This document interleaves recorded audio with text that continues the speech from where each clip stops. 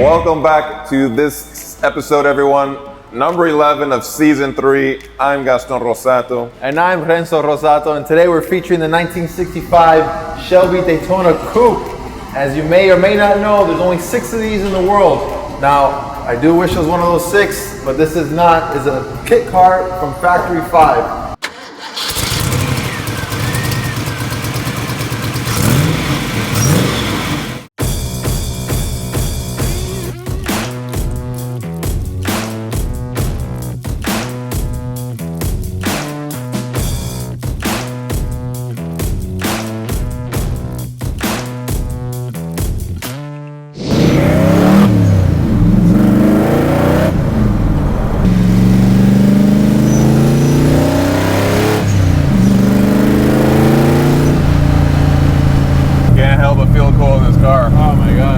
You got the 5-point harness, the roll cage, the loud sound.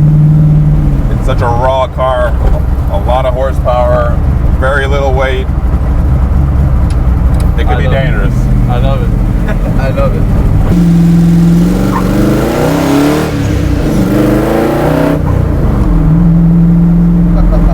Gotta hold on.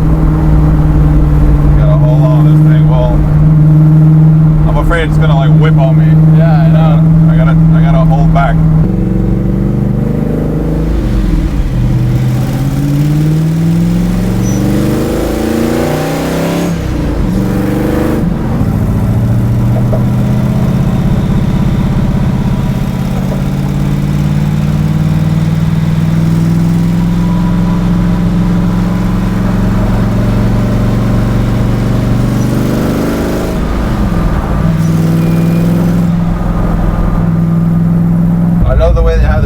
Placed angled forward. Yeah, the Cobra has a very unique position for the shifter, which is it's very comfortable. It lands right where it's supposed to be. It's right here, yeah.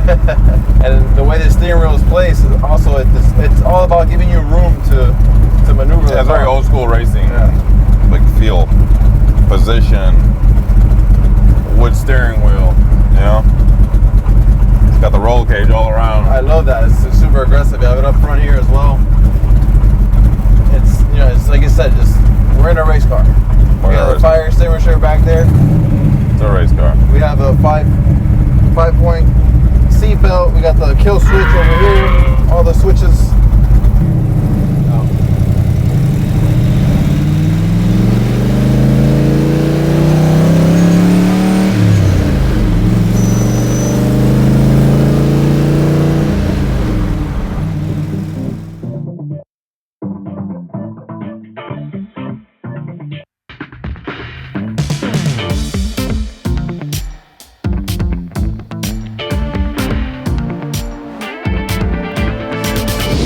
All right, as per the usual, let's do a little walk around.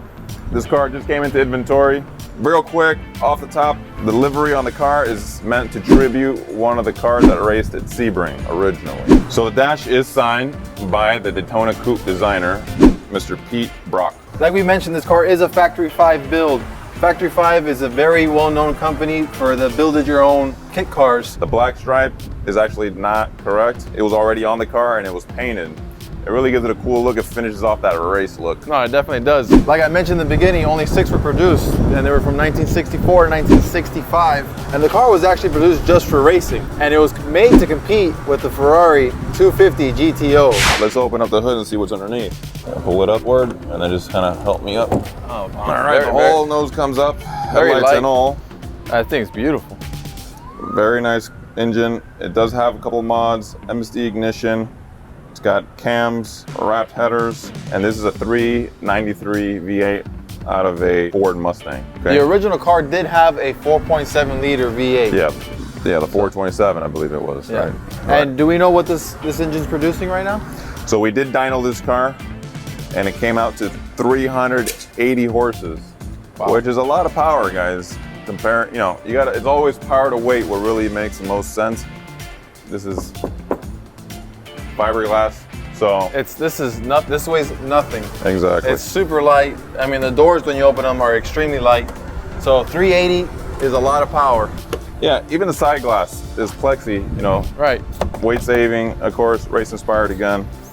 You have these vents that come through the back with a flap that opens and closes. Updated with some LED turn signals, Yes. LED stoplight. I love the back of this car. Gives it a little modern touch. Yeah, there's nothing else like this. Just like, it's a camtail, but it inclines inward. Yes. No, and then you have this wing up here. This, I guess, a ducktail, I guess you can call that. And it's just, it looks so badass. Yeah.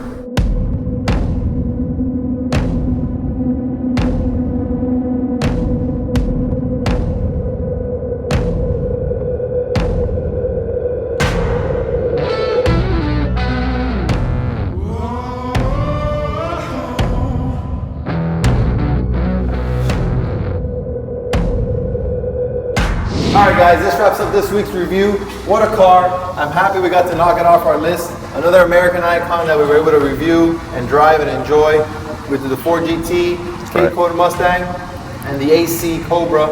And now we have the Daytona on that list as well, so I'm very happy we were able to do that. Absolutely. Awesome car. Street legal race car is what it is. It may be a kit car, but you know what? It's incredible.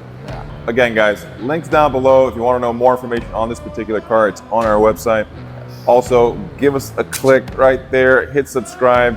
For right now, I'm Gaston Rossato. And I'm Renzo Rossato. We'll see you guys next week. Peace out.